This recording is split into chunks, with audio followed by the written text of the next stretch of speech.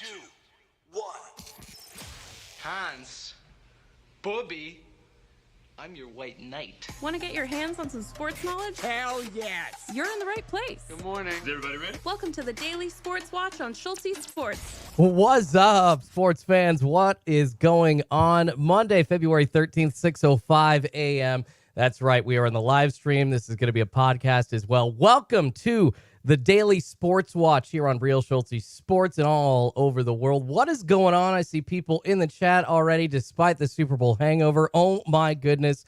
Appreciate y'all. I know that it's hard. It's hard to get up this early this morning, even on the East Coast, man. That game finished up. I'm over here on the West Coast. Super Bowl 57, a very exciting performance. Happy to see everybody in the chat. But that game finished up, gosh, right around like 9:45, 10 p.m. last night on the East Coast. And we're talking a quick Super Bowl, at least in my opinion. I thought it felt like it was going really, really quick. So I don't know about y'all, but it was definitely a fast game and extremely fast for the Super Bowl. But good to see everybody. I love some people joking about possible sports card loads. Appreciate you. Is anything preloaded? Just mesh and have a great first show. Thank you, Domain.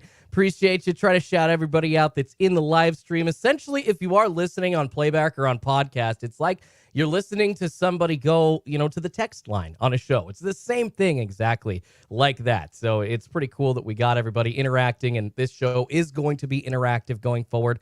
So excited to do that. Basically not going to change as much as people think from the weekly sports card watch. It's not going to be very different. It's really not. We're just going to be talking a lot more sports and sports news as opposed to sports cards. But we still got our sports card weekly segment actually coming up later today. So we'll get into that. Appreciate you. Steve Piero says Schultzy Gang, TNT, Cards and Collectibles is Morning Schultzy, Breaking Dan, keeping it 100. Al's Designs hanging out. Nick Neubauer says, don't forget to smash that like for Schultzy. Appreciate you. So, yeah, now I got to say, hey, smash that like, leave a comment, hit 5 stars for any of the sources that you get your podcasts from. I got to hit it all in the morning. So what's going on? Doc Holiday is here. I love Trey's comment, already getting it started. We do have a poll up, and I am wondering, because this seems to be the question that everyone's asking day after Super Bowl on our big game hangover. Are the Kansas City Chiefs a dynasty? Are they? 5 straight AFC Championships games, 3 Super Bowl appearances in the last 4 years with 2 Super Bowl wins. Sounds like a dynasty to me, says Trey Conrad. I like that. I want to hear what other people have to say as far as people checking in on the poll. It's pretty much 50-50 right now, which I guess that means that it's a decent question. If people are really split down the middle almost exactly, reasons to say yes and reasons to say no. Obviously, as young as a quarterback as Pat Mahomes is and as exciting as he is, just game-changing. The way that he brought the Kansas City Chiefs back, I pretty much at halftime thought that even though the Kansas City Chiefs are so good and Pat Mahomes is the comeback kid, I'm sitting there thinking, the Eagles got this. Super Bowl 57, going to Jalen Hurts. We're going to see the beginning of Jalen Hurts' stock really, really rising in this league. Not that he didn't have a great game. He had an amazing game. We'll get into that. But there was so much to talk about as far as the Chiefs' performance in the second half. Good Lord. 3 straight scores, I think, at one point, going from the first half to the second half. And then pretty much, I guess you got to go beyond that. It was every single time that they got the ball in the second half, the Chiefs scored, but also getting the ball with the Jalen Hurts fumble and Nick Bolton running it back into the end zone was huge, and setting up the Chiefs basically to hang in there at that point. But it looked like they were pretty stagnant, and it looked like they weren't playing their best game. And honestly, to that point, they weren't. And the Eagles were doing a good job of managing what the Chiefs could do because they weren't really letting them get the ball. But Pat Mahomes getting the ball in the fourth quarter, something like 5:15 to go left in the game, and then ends up leaving 8 seconds on the clock. What a drive. Setting up that go-ahead field goal by Harrison Butker. Just beautiful. That is going to be a possession that we talk about for years and years and years going forward. Ended up making a pretty good game played by the Eagles, just looking like a mediocre performance. It was definitely a fun one, but frustrating for Eagles fans, I know. And I don't have a dog in either fight, so not really sure, if I'm happy or sad about the game. I just thought it was a great game. So Eagles blew it hands down, says Breaking Dan. Jason Ward on the chat says Mahomes will have 3 more appearances and 2 more rings. TNT says Andy Reid is the best coach in the NFL with the adjustments at halftime. And you talk about the adjustments at halftime. We are going to talk about that getting into the show. I did kind of want to set up just a little bit of sports talk and then tell y'all what's coming up on the show. But Super Bowl 57 recap coming today. Chiefs over the Eagles, 38-35 in comeback fashion. Like I was just mentioning, that final drive, just absolute magic, and we'll go over that. I really enjoyed the lead up to the Super Bowl, as well as the commercials. We can kind of get into that. In past years, there hasn't really been much to talk about, but, you know, the Kelsey brothers being in the game, I think that really gave people something to be interested in, seeing their mom. I mean, I tugged at my heartstrings. I thought it was really cool. So we're basically going to start each and every show off with kind of a monologue type of thing. So I'm just going to kind of intro what's going on, what's been going on in my world, and kind of tell y'all what's going on today with this new show is kind of what part of this monologue is going to be. Obviously, just in and out of sports, but want to kind of set up the show and tell y'all what this is going to be about, while, of course, being very excited about Super Bowl 57. So essentially, we're looking at about an hour, maybe hour and a half show each day. And this is going to be live streamed Monday through Thursday, as well as a podcast coming from the Real Schultzy Sports YouTube channel called the Daily Sports Watch now. We usually had a card-themed name before, but it is now the Daily Sports Watch here on Real Schultzy Sports, what was Schultzy's Card Pulls. But essentially, along with basically just kind of an opening monologue, we're going to do a really cool segment coming up here in a couple of minutes called the Daily Playbook. That's every day. You're going to have your top 5 sports stories of the day set up for you every single day. And it's going to be kind of a quick, fast-paced type of segment. And I think you'll really enjoy it. I mean, honestly, this is something that a lot of shows out there do, but I like to put my own spin on it and think that maybe my personality will make you enjoy listening to the news a little bit. And obviously, the top story today, you already know, number 1 in the Daily Playbook is going to be the Super Bowl 57 recap. Chiefs beating the Philadelphia Eagles 38-35. But that's not going to happen every day. And, you know, maybe not necessarily today, but there are other days where you're going to be wondering what the top 5 sports stories of the day are. And this is going to be a good place to find them. And we're going to be posting that as a video every day on YouTube as well. Coming up after that, a segment that we're going to do every Monday called What's Grinding My Gears. Yes, I took it, at least the name, from the Family Guy Peter Griffin joke. You know what's grinding my gears? You know what's grinding my gears? However, I think it's a great time for not only myself to talk about what's annoying me in the world of sports, but for y'all to chime in and ask questions that have been bugging you in the world of sports and let the audience and the world know exactly what the hell is bugging your craw. And I think that we can give you all a chance to do that every Monday in What's Grinding Your Gears. And then coming up after that, we got some Super Bowl chatting and recap talk, as well as some drama. Gary Payton II, a trade surrounding Gary Payton II between the Portland Trailblazers and the Golden State Warriors. Oh my goodness. I'm not sure that I have seen news regarding failed physicals so often in the world of sports in like a month and a half period of time ever in my time watching sports or covering sports. So we'll get deep into that as well after we do a Super Bowl recap. I have some questions, and honestly, I get annoyed, and this is going to be one of the things I hit on, hopefully, and grind my gears. I get annoyed about anonymous sources, and that seems to be one of the issues that we're having as well, dealing with anonymous sources in this Gary Payton II accusation that the Golden State Warriors made to the Portland Trailblazers. Almost blew up the trade, almost blew it up, but we'll get into that later in the show as well. And also the weekly Sports Watch, our segment that we're going to be doing every Monday. Tons to talk about, y'all. Somebody pointed out yesterday on Twitter, actually a tweet by the Collectibles Guru. We'll get into this and more. We've got the sports card release calendar coming up, but Justin Herbert's 1/1 Black Prism rookie card selling for $1.1 million, while what do you think of Jalen Hurts 1/1 sold for? Rookie card, Black Prism 1/1. What do you think that sold for? We'll get into that, and I'm going to highlight the absurdity of the sports card market right now, and we'll also get into the price rise in Topps Gilded going absolutely insane. And then at the end of every single show, I'll give you my daily D-Gen picks. I've got a lean of the day for you and a lock of the day for you. So hopefully y'all enjoy every single segment coming at you every single day. Not only do we have those segments, but just to kind of set up So essentially, I've got like daily features, and on Mondays, it's going to be the What's Grinding Your Gears, and then the weekly sports watch, the weekly sports card watch, excuse me. And then coming up after that during the week, we've actually got a really cool feature, Schultzy's World, essentially updating you on what's going on with my favorite teams in the world of sports. Would You Rather Sports Edition segment.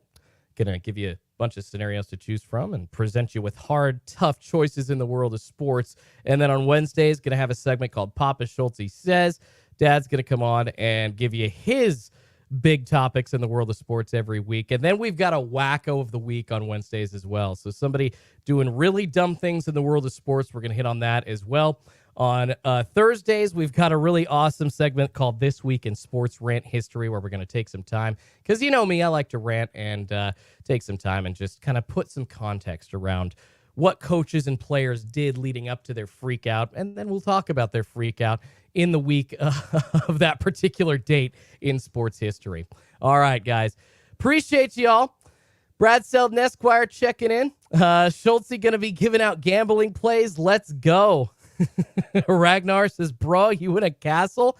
No, I'm in my extra bedroom, and the extra bedroom that my wife and I dedicated to some studio space here in the house. All right, guys. So let's get right into it. This is obviously kind of got to be a feeling out process this first week or so doing this show, but let's get right into the daily sports watch here on Real Schultzy Sports. I almost said Schultzy's card pulls. Unbelievable. Looking for the top 5 sports stories of the day? Can someone please tell me what's going on? Information is power. News. And boom goes the dynamite. Look no further. Okay, settle down, Spaz. It's the Daily Playbook on the Daily Sports Watch. Number 5. All right, number 5 story in the world of sports today. Derek Carr not expected to waive his no-trade clause.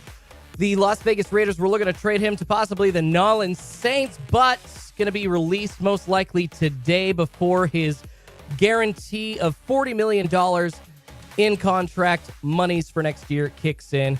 So the Raiders and Derek Carr most likely to part ways. We knew that, but of course, I think it's good to hear that he's standing up for himself and not allowing the Raiders to just kick him around and say, you know what, we just want to trade you. Maybe we can give you your money, but we're going to give you to a crappy team. No, he's not going to allow that. So good for him. Derek Carr, 9 seasons, 6 different head coaches, 5 different play callers, going 63 and 79. I think all those coaches and play callers were a reason for that. Of course, the 36 pick out of Fresno State overall in 2014, 35,000 passing yards, just over that, 217 touchdown passes. Where will he play next year? Where will Derek Carr play? I think New York is a legit option because they called Green Bay looking to see if Aaron Rodgers is available. So could the Packers go and let Aaron Rodgers go to the Jets? I think that's doubtful after they did that with Brett Favre.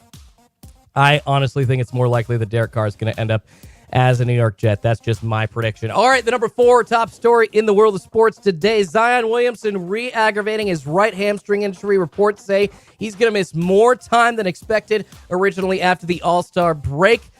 Previously injured that right hamstring. They were looking at a possible right after the All-Star break timetable for his return, but now it's multiple weeks past the All-Star break. He had been progressing in rehab, but did not get past 3-on-3 drills this last week. He was getting there. He was starting to get close to 5-on-5, but not quite there. Although, thankfully, the Pelicans do have Brandon Ingram. Scored 25 or more in each of his last 4 games since returning from injury himself. And guys in New Orleans are definitely producing right now. So I don't think they're dealing with too many issues without Zion. They haven't expected much from him.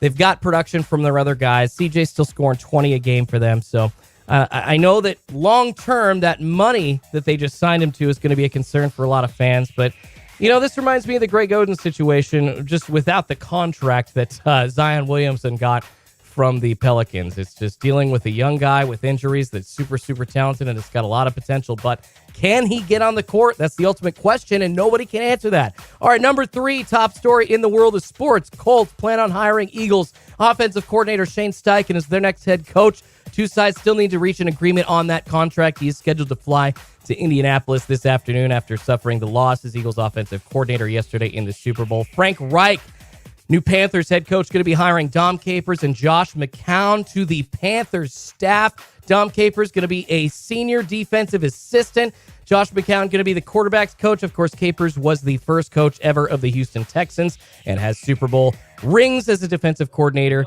with a couple of different teams, the Packers, and has also been coordinator for the Dolphins, Jaguars, and Steelers. Of course, McCown was a backup quarterback in the NFL for quite a while, serving as a high school coach in the area. Of course, was brought up in connection with the Houston Texans job last year, but did not ultimately get it before they gave it to Lovie Smith and then fired him this offseason. So there you go, some updates in the NFL head coaching world. Number 2, Gary Payton II. His trade from Portland to Golden State had to be held up over the weekend because of a failed physical. And the major question here, we'll get into this later in the Daily Sports Watch. Did the Blazers hide his injury while forcing him onto the court or not? We deal with sources and anonymous quotes sometimes in the world of sports, and we're going to get into that and a very, very frustrating bit of news, I think, for the Portland Trail Blazers to have to deal with. All right, number 1. Super Bowl 57. Kansas City beating Philadelphia in comeback fashion 38-35. Pat Mahomes throwing for 3 touchdowns, winning the Super Bowl MVP. Travis Kelce had 81 yards and a touchdown, while Kadarius Toney and Sky Moore each caught a TD as well. Nick Bolton picking up a Jalen Hurts fumble, taking that into the end zone for a touchdown. On the defensive side of the ball, Jalen Hurts, I got to say, I can't forget to mention it, he also looked like a stud, throwing for 304 yards and a touchdown. We're running for 70 yards and 3 touchdowns. Unfortunately, the difference maker ended up being his fumble in the second quarter. Right there. It's just that that's the big deal, unfortunately. One of the only mistakes he made ended up being the game-changing mistake.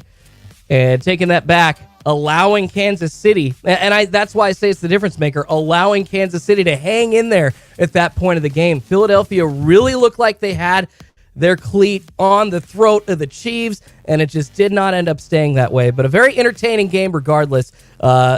People that I was watching with, my best friend, his wife, and my wife were all really enjoying it. Over 100 million people were expected to watch. It's almost 1 in every 3 people in the United States. Rihanna's halftime show, generally positively received, I think. And hey, she's pregnant again now. So congratulations to her and people figuring that out for the first time during the halftime show at Super Bowl 57. So pop culture coming together all as one there in Super Bowl 57. Robert Gutierrez asking about what about the holding call on the Eagles? We're going to get into that, Robert. You know, I did see the quote from the cornerback that actually got called for holding did admit to that. He stepped up and said, you know what, I held. I was hoping that they wouldn't notice it. But I've got that quote coming up later when we do our full Super Bowl recap later in the show. But it's definitely frustrating as an Eagles fan. You think that shouldn't happen. It does. And all of a sudden the referees are getting involved and they shouldn't. And they put themselves into a situation where it's deciding the Super Bowl. You don't want that to happen. But when it's a hold that's actually taking place, that the player actually admits afterwards that he did, and he committed that penalty and was just trying to make sure it wasn't really seen by the referees, but it ended up getting seen. What can he do? What can he do? There's really nothing to argue about. But absolutely, Robert, absolutely crazy holding call there at the end. I love this comment by Ragnar. Welcome Derek Carr and Aaron Rodgers to the USFL. Where are they going to be this season? That's definitely one bit of news. You know, when the Super Bowl happens, a lot of other news kind of starts to fall below the wayside a little bit, and now we can really start getting into where these quarterbacks going to go. Where's Aaron Rodgers going to be? Where's Derek Carr going to be? Where's Lamar Jackson going to be? Are the Baltimore Ravens going to step up and pay him?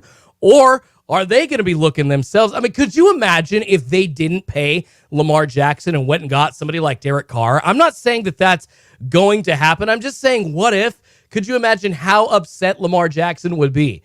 I can, and I think that he would rightfully he would have the attitude of, I think, a very level-headed guy at that point, man. Kyler Murray got paid, and you're telling me Lamar Jackson didn't get paid? I still think that's ridiculous to this day. All right, so that is the daily playbook for you, the top 5 stories in the world of sports every day coming at you fast paced. Obviously, first edition, so kind of feeling it out a little bit. You know, I think it's fun, but it's definitely going to be a lot better as it goes along. So let's get now into one of my favorite segments every single week because, You guys know me. I like to rant. I like to bitch. And y'all can do this along with me right here in What's Grinding Your Gears. You know what really grinds my gears? I'm tired of losing. I'm trying to get my ass beat, and so are those guys. What's grinding your gears in the world of sports this week? All right, what's grinding your gears in the world of sports this week? Well, I'll tell you what's grinding my gears in the world of sports this week. The NBA trade deadline was last week. A lot of teams in the NBA reacquiring players in last week's trade deadline that they had previously let go. You look at something that was around like 18 or 20 deals overall in the NBA, right? At the trade deadline last week.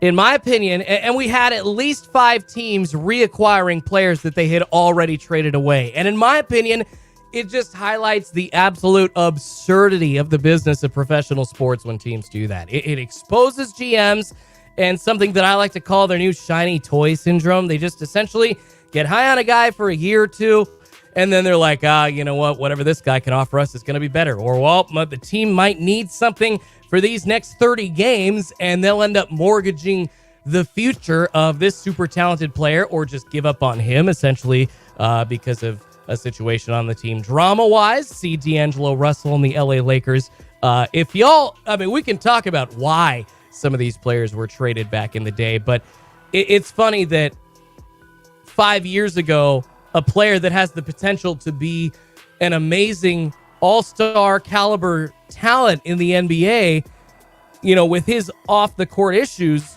well, that's too much. But 5 years later, it's perfectly fine, and they're willing to deal with that. I don't understand, especially when it's the same kind of management. So you end up trading away a young piece that you don't see that value in, or in some cases you think it's worth giving up that value for that new shiny thing that you want, essentially, is what I'm trying to say. It holds teams back in terms of natural growth.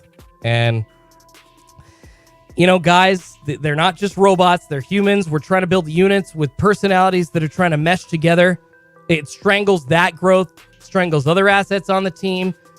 Sometimes trades end up tying up draft picks. So you end up dealing with some frustrating tie-ups there when you could have just kept a dude. I don't know. People are going to be like, oh, sure, Schultzy. Don't you expect every GM to be perfect? No. That's not what I'm saying, right? No, of course not. Absolutely not. But the absolutely astounding number of players last week that returned to their old teams is just too hard for me to ignore. Let's go over them. John Wall going from the Clippers back to the Houston Rockets. Eric Gordon actually going back to the Clippers in that trade as well. Although that's probably, in my opinion, the least meaningful player going back to their original team. Eric Gordon is so far removed. And that is a different general manager regime that drafted Eric Gordon as compared to the one that's trading him away. I mean, we're talking like 14, 15 years difference. So I don't really look at that one and give it too much criticism. But the John Wall trade going back to the Rockets, less than what was that, like a month removed from throwing them under the bus and playing for the Rockets in 2020 between his time for the Wizards in that short stint in LA. Well, going right back to the Rockets. And then D'Angelo Russell going back to the Los Angeles Lakers from the Minnesota Timberwolves. He is, of course, going with Malik Beasley and Jared Vanderbilt from the Utah Jazz. They did a multi-team trade there. D'Angelo Russell drafted by the Lakers in 2015. Player number 3, actually technically number 4, going back to their original team. Golden State acquiring Gary Payton II from the Portland Trailblazers for Kevin Knox and 5 second-round picks. That trade did end up going through. We'll talk about that here coming up in a few. And yeah, Payton was on the Warriors last season, if y'all didn't remember, which is another reason why I think that whole accusation of mishandling by the Blazers is just crap. George Hill going to the Pacers from the Bucks in the Jay Crowder trade. Already played for them from 2012 to 2016. Spencer Dinwiddie got sent back to the Brooklyn Nets in the Kyrie Irving deal, going to the Dallas Mavericks. Dinwiddie, of course, playing for the Nets from 2016 to 2021. And the final player that ended up back on a team that he's played for before, TJ Warren, going back to the Phoenix Suns in the Kevin Durant trade with the Brooklyn Nets. Of course, TJ Warren drafted by the Suns in 2014, played there until 2019. Yes, Mark Weinstock says Josh Hart got returned to play with Jalen Brunson. You're absolutely right. You're absolutely right. You're not wrong, Mark. We'll get into that a little bit. However, that wasn't a case of anybody going back to their former team. That was just a couple of players reuniting, which is a really cool story, man. Both Vanderbilt alum, played together in college. I don't know if you saw that tweet with a video of Jalen Brunson's just natural reaction when he saw that Josh Hart was going to his team from the Portland Trail Blazers. He was stoked. It was really awesome. So that was cool. I think that was awesome. It doesn't really, unfortunately, relate much to what I'm talking about as far as GMs making stupid moves. And if you want to talk about GMs making stupid moves, maybe you're thinking, Jordan, it's a different GM, like I was talking about the Clippers situation with Eric Gordon and John Wall for that trade. It was a different GM that drafted them or originally traded them. Maybe the new GM liked what that dude had to offer and got him back. Well, let's check that theory out. As far as the Rockets trades go for John Wall, Raphael Stone had John Wall on his roster and traded him away when he became the GM in 2020 and then just reacquired him. I mean, maybe it's just for assets. Maybe it's a money thing, but that just looks dumb. Rob Pelinka, Lakers GM, 2017 to present, traded D'Angelo Russell away originally. Now, he is back under the same regime in Los Angeles because they could not get Kyrie Irving. It's ridiculous in my opinion. Nets GM, reacquiring Spencer Dinwiddie. Maybe you can give this a little less criticism as well, but I don't know, man. They're blowing up their entire roster, so they're just going to take what they can get. But Spencer Dinwiddie, who just left, is now headed back to Brooklyn. You guys don't know what the hell you're doing, and it grinds my gears, man. Pacers reacquiring George Hill. Chad Buchanan, Pacers GM from 2017 to present.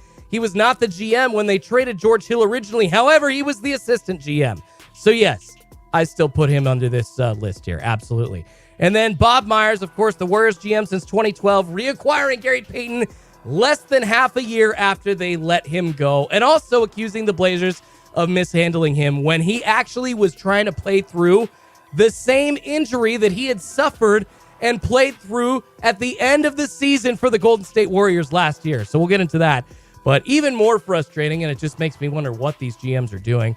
And then when you talk about the Suns getting TJ Warren back, James Jones, the Suns GM, 2017 to present. And you know what? I'm just a dude in a room criticizing all these moves at the trade deadline because they're acquiring players that they already got in a business. I understand that only so many assets exist out there, all right? What I'm saying is it just, to me, exposes the short-sightedness of general managers, and that really grinds my gears. What's going on, Pack Attacks? Is what up, Schultzy? Congrats on your new channel, my brother. I appreciate you. Appreciate you. Kurt C., nice comment. I like what you have to say. The Minnesota Timberwolves not getting more in return for D'Angelo Russell, an aging point guard, a borderline G League player, and 3 second-rounders for a borderline all-star player is not enough. I hear you, Kurt. It's not a bad point. And let me know, you guys. Let me know what's grinding your gears in the world of sports today. This is definitely not just a segment for me, but it is a segment for you as well. What is grinding my gears in the world of sports, and what is grinding your gears in the world of sports? And I'll tell you what, shiny new thing syndrome by GMs. That's what's grinding my gears in the world of sports today. And anonymous sources grinding my gears as well. Talking about the Gary Payton trade being held up over the weekend. Absolute drama. And an anonymous source that some reporters were using in those stories that the Warriors were claiming that essentially the Portland Trail Blazers forced Gary Payton II back onto the court and that he played through his core injury with Toradol shots. But now, on the other side of the coin, his agent had to come out and deny that. Gary Payton himself has denied that. Josh Hart, former Trailblazer and current New York Knick, in his first press conference with the Knicks, went out of his way to call the Blazers a class organization and essentially was, if you read between the lines, saying that what Gary Payton and his people or what the team were saying about Gary Payton and the Gary Payton story, whatever was happening there or whoever it was coming out from at first, that it was BS. So I think that you can understand exactly why I don't like anonymous sources, and feel like this ends up happening a lot with anonymous sources. You can't really pinpoint exactly where, as the public, where the story's coming from. The reporter hides it and gets to say whatever they want. And then the reporter really has, I don't know, maybe their career takes a hit publicly, but I've seen a lot of people miss out on certain stories because they quoted an anonymous source and it was just incorrect, and they don't really get dinged for it. They just keep on going on in their career. So because of that, I wish that the public would hold them more accountable, but because of that, personally, I think that when anonymous sources give you information and as a journalist, you try to give that as your source and it proves just totally and unequivocally wrong, just reveal that source. Throw them under the bus at that point. I truly, truly wish that they were forced to do that. Why protect the people that BS for a living? We do it all the time. What's going on? S3 Nano says, good morning, Schultzy. Hawks got Sadiq Bey, says Nick Foles. I'm super happy. Pack Attack Jackpot says officiating is grinding his gears. What specifically about officiating? What specifically, Pack Attack? Because I'm not going to lie, I hear you. Officiating grinds my gears as well, but I must say that I thought that the Super Bowl, at least, was a pretty well-officiated game, despite a couple of calls.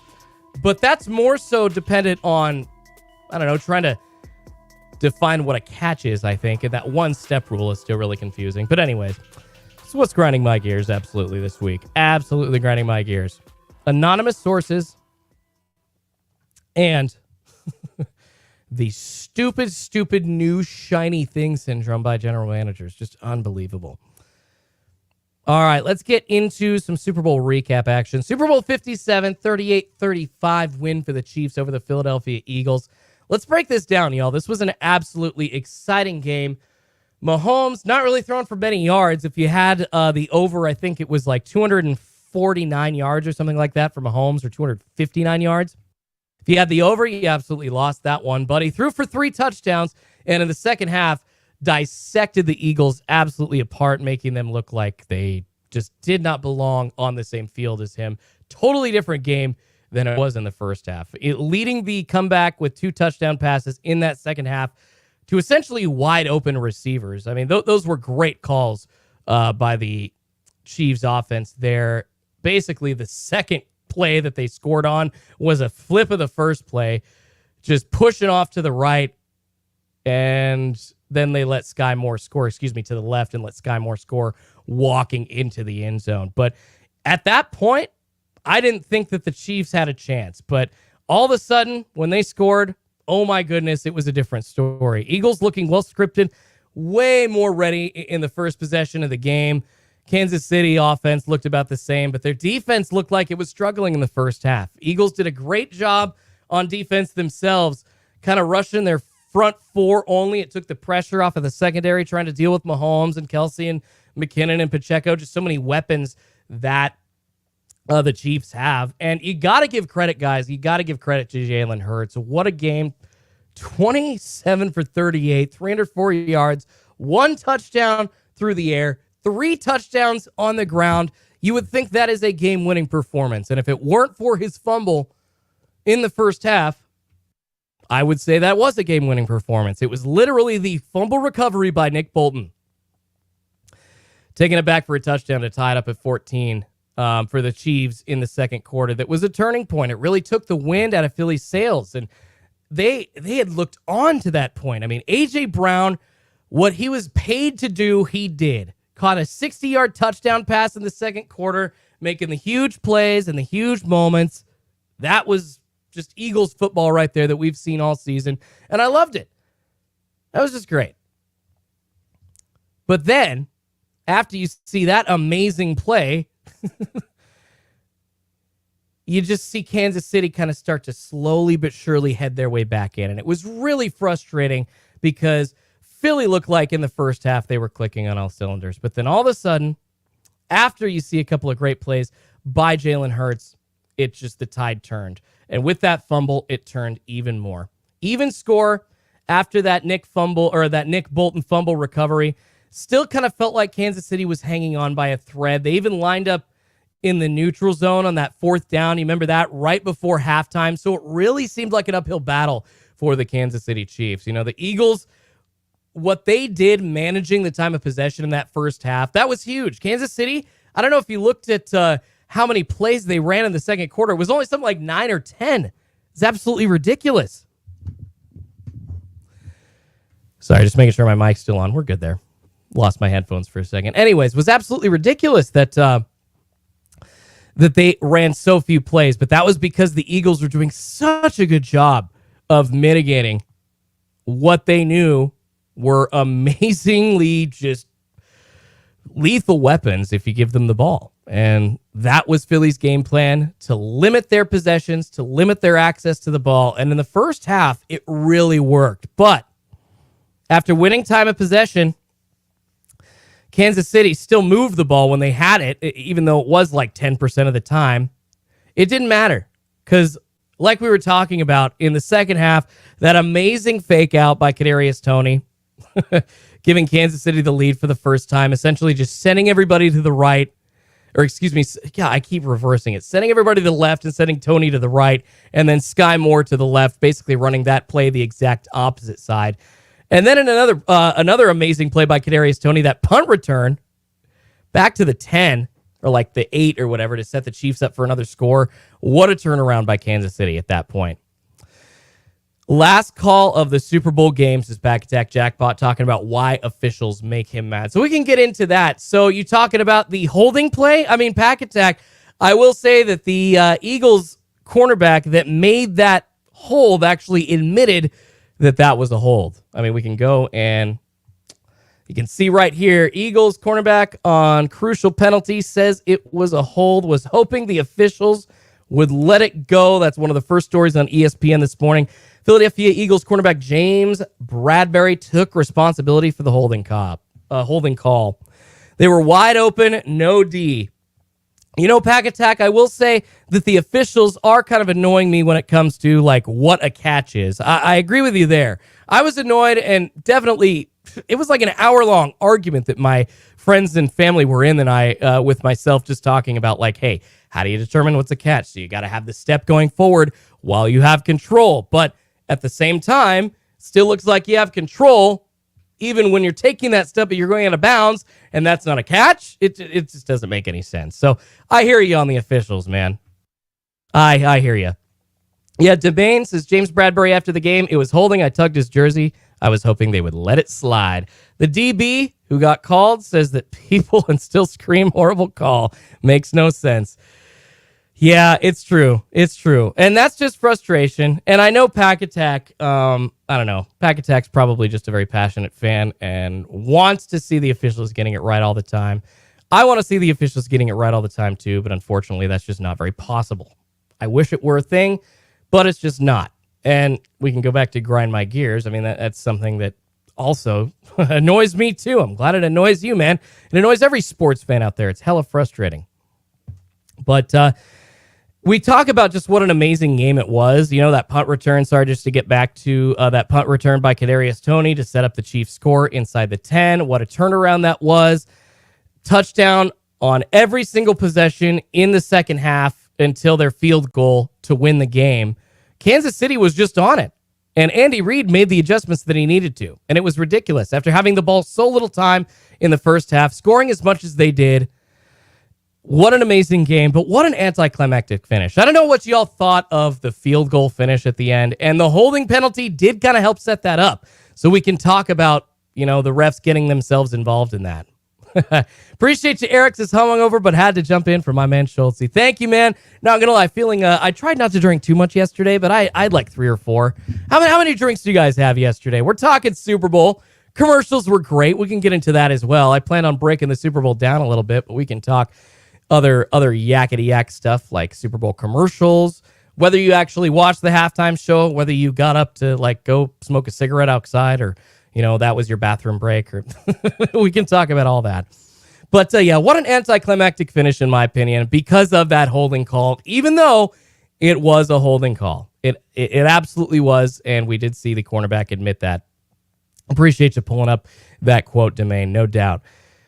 And Nick Foles says, I'm giving it a month or so, but I'm finally going to get me a nice Mahomes rookie card. And that's something that we're going to talk about coming up here in the weekly sports card watch. Got to tell you, there is a lot of there's a lot of conversation around why Justin Herberts are going for so much, and even more than Jalen Hurts, the current quarterback in the Super Bowl this year. It's just nuts. So we'll get into that price discrepancy and why, at least I think, that they're so far apart. I mean, seriously, we're talking, we'll go over this here in a few, but we're talking like a 10 plus,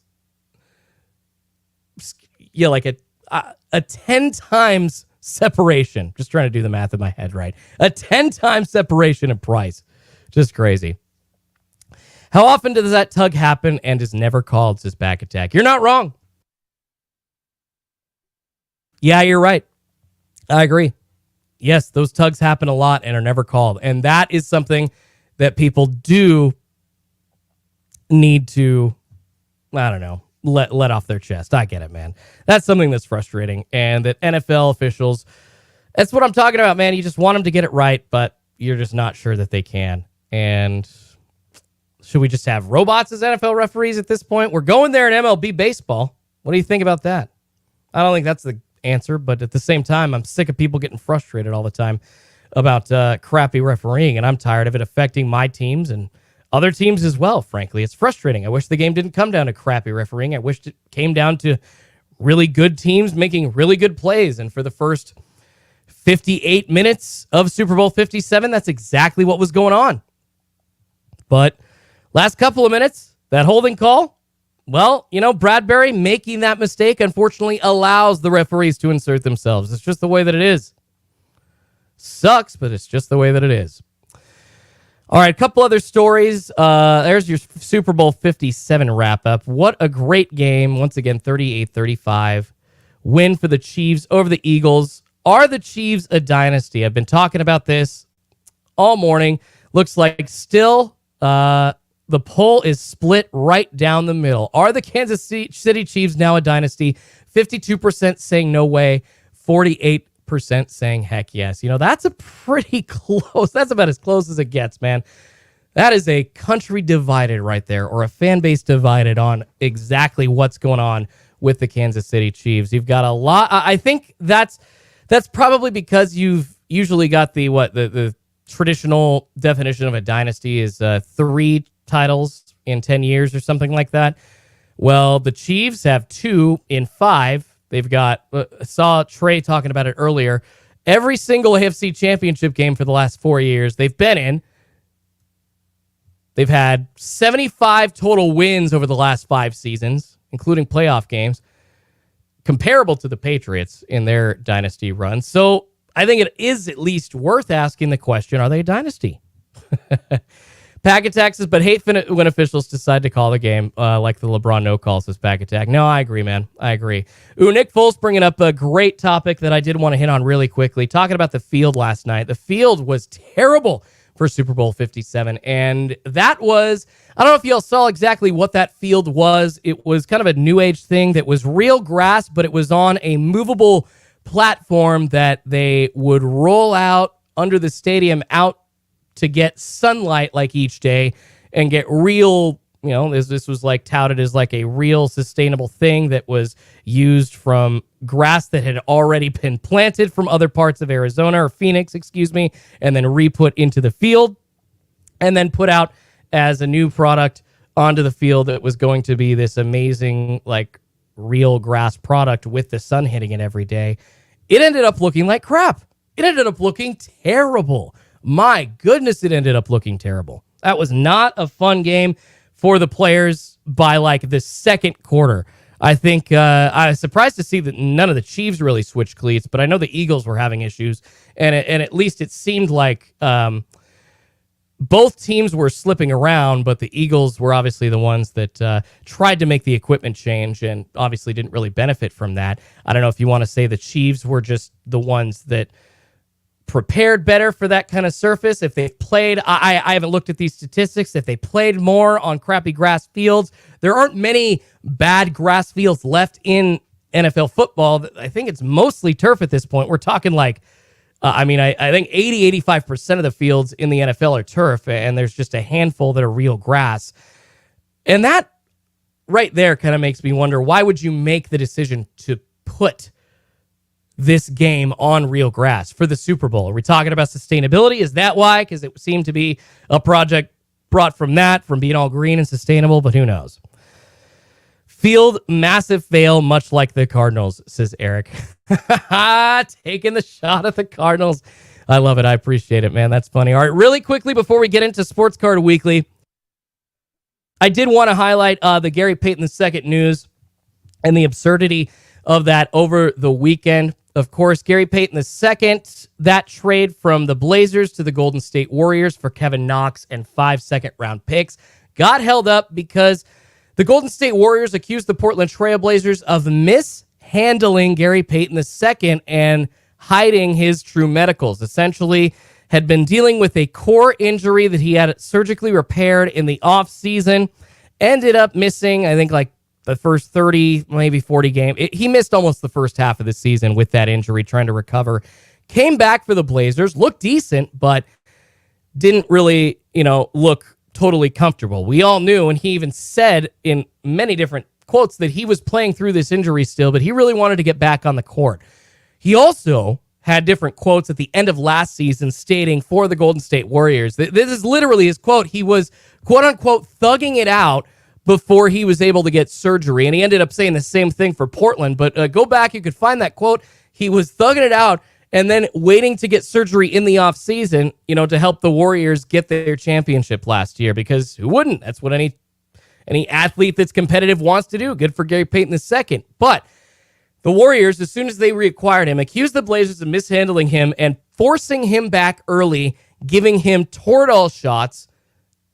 And it sounded like the accusations from the Warriors is that the Blazers were giving him Toradol shots when Gary Payton II wasn't necessarily okay with it. Well, this was a report from a couple of different, one with The Athletic, or a couple with The Athletic, reporters for NBA basketball, and it ended up setting off a firestorm of rumors about the Blazers. The Blazers had to come out and defend their medical staff. Josh Hart had to come out and say, hey, the Blazers are a class organization, and my goodness, Gary Payton's agent even had to come out and say, hey, these reports aren't true. And you know why that happened? Because Gary Payton's agent is the same agent as Damian Lillard. So Dame was calling him up and be like, bro, what the hell? We got to get this fixed. So contrary to the reports that were coming out of Golden State camp based on anonymous sources, that story did not end up really being true. It looks like Golden State essentially ended up allowing the trade to go through. And I don't know if they look like asses at this point. The Portland Trail Blazers obviously haven't done nearly as good on the court as the Golden State Warriors, but this just looks petty. And in my opinion, it looks dumb because it's the same injury that this same player that you really wanted back on your team was dealing with when he played for your team, 10 months ago, 9 months ago? Man, I just dealt with hernia surgery myself this last year. I'm not an NBA player, and I'm still trying to get right in the middle of my body. My core, it is a slow buildup trying to get back to normal. I can't imagine what it's like for an NBA player that's got to use that every single day. Like, it's not even a comparison from me to him. What I'm saying is there's no wonder it took so long for Gary Payton II to come back. It's obvious. That's a tough injury to come back from, but you're an athlete. You're a competitor. You want to get back on the court. And I think that that's kind of being used against him here for the benefit of the Golden State Warriors. And also just the Warriors doing whatever they can to try and make themselves the victim in the story, throwing the Portland Trail Blazers under the bus. And it's looking to be like it's not true. The Blazers organization has had some issues in the past with not bringing back guys from injury too quickly, but just guys injured a lot. They ended up having to pretty much separate themselves from their training staff at one point after so many years and years of bad injuries. The fans were just calling for, the trainer's name was Jay Jensen. They were calling for his head at that point. So that's another story that was kind of, I guess, slipping a little bit more under the radar because of Super Bowl 57 this weekend, but something that I wanted to, I don't know, yes, it's about my team, the Portland Trail Blazers, but it made the mainstream news, and I think now that we've kind of seen all the chips put out from both sides, we know that the Blazers didn't really actually push him. And there were many different articles. You can go look them up. I saw at least 2 that were screenshotted on Twitter yesterday saying, hey, Gary Payton is going to come back when he wants to. That wasn't Gary Payton. That was the Blazers organization. Now, do organizations say one thing publicly and do one thing behind closed doors? Absolutely. Am I saying they're doing that here? No, but that is a thing, and I will be wary of that. But I do think that it is worth noting that the Blazers really stepped up here and just put what they had on the table and said, nope, this isn't happening.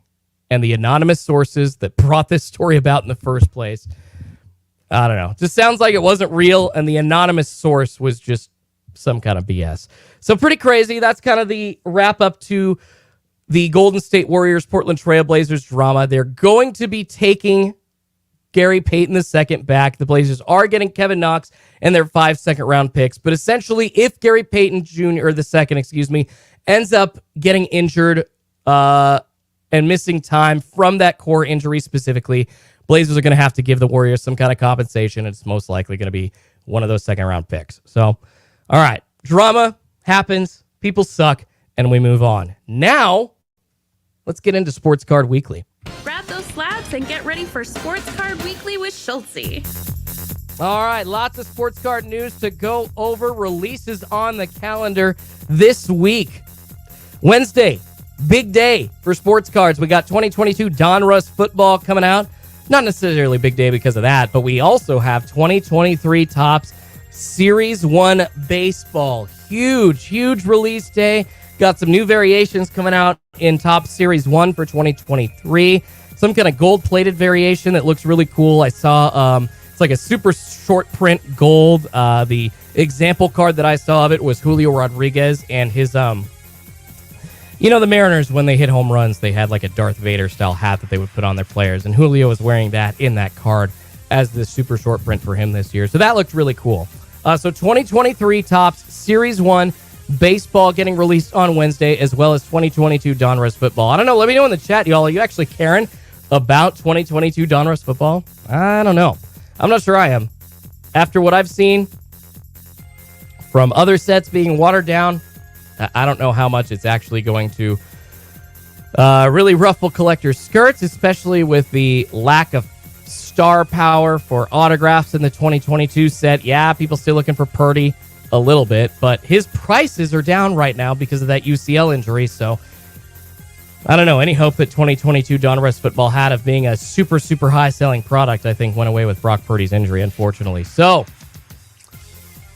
2022 Donruss football, 2023 Topps Series 1 baseball. Also, a couple others on Wednesday. 2023 Leaf Metal basketball, and then 2022 Panini Immaculate Collection UFC MMA. Fighting cards are doing big right now. Fighting cards are absolutely a draw, and I know that Panini and Topps have been pushing those a bleep ton. Immaculate, gonna see how quickly that sells out, because it's obviously a high tier set, so you kind of wonder how many collectors are gonna pay top dollar for a premium set of cards, but for fighters. Interesting to me. And then this Friday, a couple other releases as well. 2/17, you got 2022-23 Donruss basketball and 2022-2023 Prism Draft Picks basketball. And then also Topps Archive Snapshot baseball from 22. So a couple of different releases coming up on Friday as well. None really as valuable as the ones on Wednesday. Of course, when you got Donruss football and Series 1 baseball coming out, those are flagship sets. And even though Donruss isn't going to be that great, it is still a flagship set, and that's why people hop after it. They are still going to have those, I believe they're still going to have their downtowns, but they're paper versions in the Donruss football. Just hard to find, if I'm not mistaken. Super hard to find. God, even go back to 2020, trying to find a Justin Herbert downtown or a Tua Tagovailoa downtown when the poll rates were a little bit better. seem to pull hits a little bit more often. It's hard to find in those. Can't imagine how hard it's going to be to find those in 2022 Donruss football sets. Unbelievable. Big price jump. 2022 Topps Gilded jumping from $300 to $350 around the pre-order price up to near $750, $800 right now on the market. It is absolutely crazy. Topps Gilded has ended up just being a massively, very popular product and something that people are just handing their money in for. People loving those gold borders. People loving that kind of stuff, man. So I do as well, but I think $750, $800 is a little too highly priced of a hobby box for my taste. And really quickly, oh my goodness, Eric, thank you so much. Eric J with your $5 super chat. Brother, I appreciate you, man. All love to your new show and bringing together an awesome Discord community. Eric, I appreciate that, man. I appreciate you very much. You are way too kind, bro. All right, guys. Sports Card Weekly Story coming up next. Major backyard breaks drama. It is imploding. Shots being taken between current and former members. Apparently, the dude with a half shirt, he quit recently. His name is Nicky Rips. Found somebody insulting him on TikTok, basically saying that he was trash and he, had no value, all that kind of stuff. The person trashing him was his fellow on-screen breaker's father. What? I could not believe that. So if you have not heard that, yeah, backyard breaks, obviously, in the middle of breaking up. They've got all kinds of inner drama going on. Their female breaker left, and then Nicky Rips, the guy with the half shirt, essentially found out, yes, that his co-host on those breaks could not control his dad on TikTok, and that his father was making crappy comments about him. That's nuts. So backyard drama all day, every day. I think it's hilarious. It's going to blow up, and it's going to blow up big. The only breakers that are going to last, I think, are going to be the honest ones. Are going to be the guys like Run Good. Are going to be the guys like Hitman, Tri-City Polls, JML. Just offering a ton of value and a good time without putting a bunch of like fake glitz on it. Their glitz and glamour is real at Run Good and Hitman, not backyard. That's all fake. All right, and the main story that I wanted to get to today in the weekly sports card watch. This is crazy. A tweet by the collectibles guru pointing out that a Justin Herbert 1/1 Black Prism rookie card selling for $1.1 million. A Jalen Hurts 1/1 Black Prism rookie card selling for $144,000. Jalen Hurts just played in the Super Bowl yesterday. Justin Herbert has played in one playoff game in his career. I am a huge Justin Herbert fan. I am a huge Oregon Ducks fan. I am a huge believer that Justin Herbert will have a Hall of Fame career by the time everything is all said and done. But you're telling me that Justin Herbert's rookie 1/1 from the same set that a Jalen Hurts 1/1, we're talking the Black Finite 1/1 from 2020 Prism Football, is $1.1 million for Justin Herbert and $144,000 for Jalen Hurts. You've got to be kidding me. You've got to be kidding me. The value propositions that people are making in their heads to themselves when they buy cards is absolutely insane. And when I say value propositions, I'm saying, oh, wow, this card's going to be worth this much someday. I really think that this is going to grow. I mean, why are these Herbert cards going for so much? There is no logic behind this whatsoever. Quarterback playing in a Super Bowl selling for a fraction of another young quarterback that hasn't even sniffed one? In what world does that make sense? Please tell me. Please tell me. I'm not saying that Justin Herbert doesn't have the potential to grow value-wise. Well, actually, you know what? Maybe I am, because he has a potential to grow value-wise as a player, but not as a sports card. If you're a collector buying Herberts right now, I think you're making a mistake, personally. They are way too expensive for what his actual status in the NFL is. How in the hell, if Jalen Hurts was so good this year, which he was, he was, how is he not selling for the exact same price that Herbert is? Why? The hell's going on there? A tenth of the price? I love Justin Herbert, y'all, but I don't think that is smart value. There's 5 Super Bowls baked into that price. Where can that card go value-wise? Honus Wagner's best condition card ever of the T206 sold for what? 5.87, so just under $6 million? You're telling me that this Justin Herbert has the potential, if he wins 3 Super Bowls, let's say he's amazing and wins 3 Super Bowls, that this one-of-one card is going to go to, what, $3 million? Are you serious? That's hard to say, man, because Tom Brady's rookie cards barely go for that much. So it's just looking at the actual value and how sports cards are truly considered valuable or not by the market. I just think this is one of the dumbest things I've ever seen. Eric Chase is the same people who overvalue Mac Jones and Brock Purdy over Hurts, or value Mac Jones and Brock Purdy over Hurts. Yeah, that's crazy to me, man. That's just crazy to me. All right, so there's your weekly edition of sports card news here on Real Schultzy Sports. Yeah, crazy, man. Justin Herbert, $1.1 million. Jalen Hurts, $144,000. It's one of the reasons why I think I had to remove myself from being a content creator of sports cards. It's just like, what? What the hell is going on? Why are people doing this? Zach Sports Cards and Collectibles saying, can't wait for Series 1 on the hunt for Michael Harris and Vaughn Grissom rookies. Should be a great set. Heck yeah, buddy. Mr. TD says, seems like running quarterbacks don't have the value. Hurts sadly feels like he's lumped into a running quarterback incorrectly. No kidding.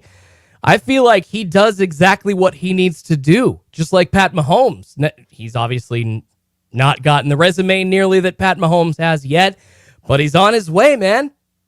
3rd year in the league, Super Bowl appearance, stud elite season. Yeah, if he has 2 more seasons like this and he wins 1 Super Bowl, he is kind of like a mini Pat Mahomes at that point. But that's the thing. Pat Mahomes just knows what to do and when to do it. Jalen Hurts knows what to do and when to do it on a lesser level. Can't believe people are undervaluing that. That's insane. And Jason actually bringing up a good point because the market was already really high on Justin. Nobody had respect for Hurts when he came out. I hear you there, Jason. Valid point. But wouldn't that mean that the Jalen Hurts cards have some room to grow? And when he gets to a Super Bowl, they should be climbing? I mean, if Jalen gets to a Super Bowl, the 101 shouldn't be selling for $150,000. It should be selling for $550,000. Probably $1 million if the Herbert's selling for that. That's crazy, man. That's crazy. All right. So a lot going on in the world of sports cards this week to talk about. Just nuts. Just nuts. It's never going to end with the backyard breaks drama either, is it? It's never going to end. All right. Now, let's get into my favorite segment of the day. Last segment of the day. Our daily D-Gen picks. He's a degenerate gambler. Cold hard cash. All right, this segment going to finish up the show every single day. We've got a lean of the day and a lock of the day for you. These are both coming from the NBA today. Yes, there is some college basketball action on the slate, like there always is. A couple of hockey games as well. But I actually wanted to focus on the NBA today and a couple of good games that I thought had some really good potential for money making here. And of course, I will track my leans of the days and locks of the day. Of course, I am 0-0 starting out. I've not done any bets yet here on the Daily Sports Watch. So this is the first time. 0-0. So my lean of the day, coming out of the NBA, it's going to be the Los Angeles Lakers at the Portland Trail Blazers over. I want to take the over on 238 points, and here is why. This pick just comes from watching a lot of Blazers basketball this season. Portland is on an absolute scoring tear right now. They've scored at least 121 points in 6 of their last 7 games. And in that 7th game where they didn't score 121, they scored 108. So they're scoring a lot lately. Of course, LeBron James on the other side of the coin just broke the all-time scoring record. Lakers just added massive scoring options in D'Angelo Russell and Mikal Bridges. I think this has a decent shot at going over 238. I think it has a decent shot at going to overtime, which I think would guarantee that the game goes over 238. The Blazers and Lakers rivalry, man, very specially held here in the Pacific Northwest. And the Lakers, they feel it. There's a lot of animosity still between those Blazers and Lakers fans from the early 2000s defeats that the Blazers suffered at the hands of the Lakers and the Kobe Bryant and Shaquille O'Neal starting their dynasty. But I do think this is a good one. So, leaning on the over, Lakers at the Trailblazers. So this is in Portland. Over 238 points tonight. We'll see if I am right on that one. I just have a really good feeling these games between the Blazers and Lakers always get super competitive and always have a good chance to go into overtime. Usually a lot of points are scored in the last couple of minutes of those games. So yeah, I think over 238, and along with the Blazers and their scoring tear that they've been on. You got LeBron averaging 30 and Dame averaging 31. That's 60 points right there. So I think this is a good chance to go over. All right, lock of the day. Lock of the day. Another NBA game. Going to New York. New York Knicks v. Brooklyn Nets. I say the New York Knicks are going to cover the 2.5-point spread versus the Brooklyn Nets, and here is why. This is my lock of the day. Knicks covering the Brooklyn Nets by 2.5 points. So they will win by 3 because they have won 3 of the last 4, and the Nets have just been absolutely gutted. Still trying to implement new guys onto their roster and their rotations. I think the point spread is just too small here for Brooklyn on the road at Madison Square Garden, and that gives New York a much better chance to win the bet, even if some weird stuff happens in the final minute, which it usually does. And another reason why I think this spread is too small here for the next 2.5 is because when the trade deadline happens, whether it be in baseball or NFL football or basketball, I think it takes bookmakers just a bit of time to kind of get used to what the new flow of the team is going to be. And Josh Hart, I watched him here in Portland for, a full season, but technically he played for 2 half seasons for the Portland Trailblazers, the last half of this last season and then this first half of this season. But Josh Hart fills the stat sheet up, does well, grabs a lot of rebounds. He's a facilitator, assists, like I think 7 or 8 per game on average. So dude has implemented something into the Knicks that they have not had. I think that is going to help them cover that spread easily over the Nets today. Hopefully I'm not crazy, but I don't think the Nets trying to implement all those new guys. I just don't think they can get the win. I think the Knicks are going to get the win, and I think they do it by 3. And there are many ways for that to happen, even with some crazy stuff in the last minute of the game.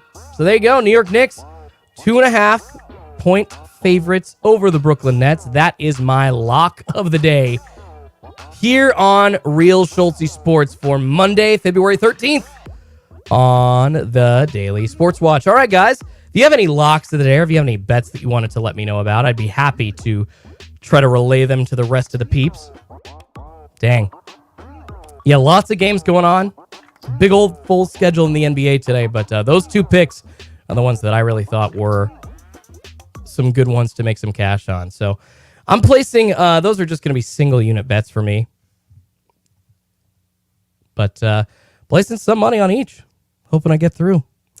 All right, everybody. So as we kind of wrap up for the day, this is obviously a brand new format. This is so new to me. So obviously a little bit rocky today, and maybe going a little bit slower pace than it normally would, just because I'm trying to figure this all out, because it is just hosting a show and then pacing it along. It's definitely, I did this a little bit practicing, but trying to do it with an audience, it's a little different. So I appreciate you all for putting up with me today, but what a fun day of sports stories it has been.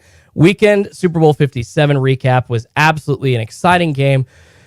Kind of a boring end, but that's okay. Loved to watch it. And I really hope that we see Pat Mahomes back in another Super Bowl against Jalen Hurts like next year. I mean, honestly, I wouldn't mind if it was a repeat of next year. Nick Neubauer says, if Kenneth Gainwell could have had 2 more inches and scores that first touchdown, I would have won 2 big bets yesterday. Oh, Nick, I'm so sorry about that, man. That always sucks when that happens. I cannot stand when you end up getting screwed out of a big bet because of just something so close. That's still, man, the Rams in the Super Bowl last year, I ended up losing 10 grand because they should have led all 4 quarters, but they didn't. Ended up because of that touchdown that was allowed to go through in the third quarter that probably shouldn't have been a touchdown because he actually got pushed out of bounds and that drive shouldn't have happened. So they ended up taking the lead over the Rams. Yeah, that cost me 10 grand last year. I totally hate when that happens. Oh, good stuff, Schultzy. Love the banter. I appreciate you, Jimmy. I appreciate you. So yeah, guys, just like I said, this first week is going to be a little bit of an experimental process, just kind of getting used to the flow of the show. Going to be a little rocky, going to be a little choppy at times, but we'll get better, and we will absolutely get smoother and silkier going forward, whatever you want to say. I appreciate everybody getting up early. Hopefully we have, you guys are awesome. I kind of expected it to be a little bit smaller of an audience today because of, it's Mondays. I never really usually streamed on Mondays at all, ever before. Like, I don't think I've ever streamed on a Monday doing anything like sports card talk wise or sports talk wise. So people not really used to tuning in onto the channel on Mondays, but hopefully we see Tuesday, Wednesday, Thursday audience kind of grow and people show up and see that the show is going now in its new format and see what the new format is and understand that this is not like sports card radio. I saw a lot of that yesterday on the comments when I was looking through stuff on my announcement about the channel and quitting ripping sports cards on the channel and stuff like that. There were like 3 or 4 people that were like, oh, you're just copying sports card radio? No, absolutely not. I'm doing a sports show and a sports podcast. Absolutely not. I've got a weekly segment involving sports card news. That happened today. That was cool. That's fun. We'll do that every Monday. All right, everybody. Yeah, my nerves are kind of getting to me a little bit. I apologize. I'm sure most people are hungover and sleeping, says Poke Lane YouTube. Oh, no doubt, man. You know what? And that's great. That's kind of why I wanted to do the first show today, too. Gives me a little bit of a chance just to test the water, see how it feels. I feel like, there were some points during the show where I was sounding great, where I was moving along and I was doing really well. And then there were other points. It was obvious my brain was getting to me. My anxiety was kind of holding me up a little bit. And I need to work through that. And that's fine. And that's great. It's why I did it today. I'm going to go back and I'm going to edit some stuff and make it better. That's how you get better. That's how you do it. But like I said, guys, some of these segments will be posted as videos every single week as well. I'm gonna test this out. I really think hopefully this will take off. I love the daily playbook. I think is a really fun segment. So I'm gonna try and push that out as a daily sports news segment for y'all. So if you miss it, you can still tune in and grab your daily 5-6 minutes of sports, in like 5-6 minutes. That's kind of what it's meant to be, a fast-paced, quick way for you to grab your sports news. So we are going to get on out of here, you guys. What a show. What a first edition of the Daily Sports Watch. I got to come up with some fun way to end it. That's something that I haven't really done yet. I haven't come up with like a unique way to end the show or anything like that. I'll come up with some funny sound clip or some specific way to do that going forward. Because, yeah, just to signify that the show is over. I just feel like I need that. But appreciate you guys. It's been fun on this Monday, February 13th. We will be back bright and early tomorrow morning for Valentine's Day. Some stuff that I did not get to today. University of New Mexico basketball team has been suspended due to allegations of hazing. There are some details that have come out about that over the weekend that I wanted to get to. Former MLB outfielder Yasiel Puig arrested in connection with illegal sports betting operations. That's some crazy news. TNT says you singing Sinatra to end it. That's not a bad idea. That's actually a great idea, TNT. That's a great idea. So what's a blip of a song that I could sing? Like, I did it my way. I don't know. Something quick like that. There we go. I did it my way. We'll see y'all tomorrow, bright and early. The Daily Sports Watch coming at you every morning, 6 a.m. Eastern, 6 a.m. Pacific, 9 a.m. Eastern. Schultzy out. Be good to yourselves and each other. See you tomorrow.